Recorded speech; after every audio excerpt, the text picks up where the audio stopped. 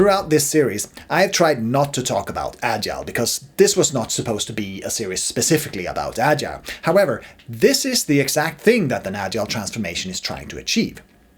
To move us in a collaborative, outcome-focused team culture. The same thing can be achieved without explicit Agile ways of working. On what basis do I say this? Well, on the basis that efficient, outcome-focused organizations existed way before Agile was a thing. Some of them were very process-oriented, hierarchical companies, but somehow they managed to stay at least in the green column of this matrix. Probably with pockets of the farthest right as well.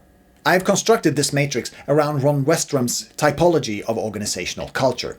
These categories described how organizations process information, handle problems, and encourage innovation. I wanted to make this model a little more nuanced and also explain that some behaviors might be influenced by some of our other practices, like for example how cross-organizational collaboration is connected to how we do budgeting and cost follow-up. I also wanted to highlight that there might be some steps that we need to take in order for us to transform and change our cultures, because where I see a lot of companies fail in their agile transformation is that they are trying to make too big a leap in one go. They might realize that they are somewhere in this region and want to move to the farthest right by, for example, implementing agile, not realizing that this is too big a leap to do in one go. You need to take it in steps. Because we are not just trying to change our way of working, though that is part of it, we are trying to change the culture. And cultural change takes time and a solid understanding of what you're trying to achieve. This is something that management needs to learn and believe in, because according to Ron Westrum, this cannot be achieved without a complete change of management. That sounds very pessimistic, so I would love for you to prove him wrong on that point. But it is a cultural change that is needed. And as I think Peter Drucker said, culture eats strategy for breakfast. So, how long does each of these steps take? Well, that depends.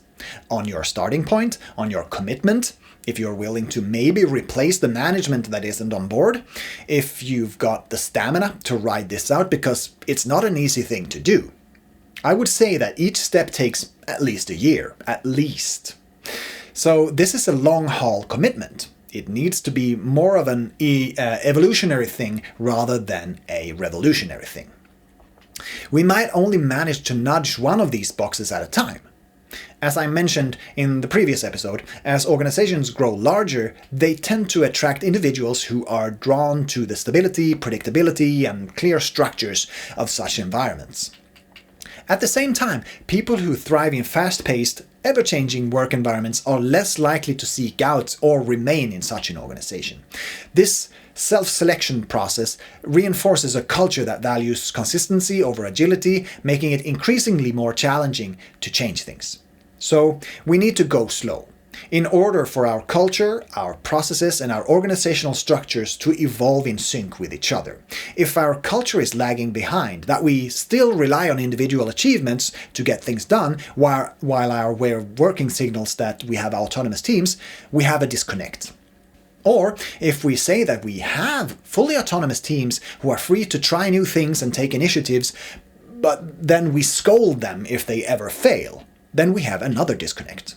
This disconnect will make people grow wary of the new way of doing things. It's clearly not working, so let's just go back to the way things used to be. At least then I knew what was expected of me.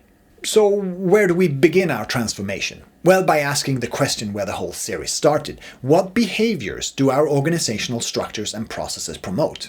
Are we rewarding individual achievements or teamwork?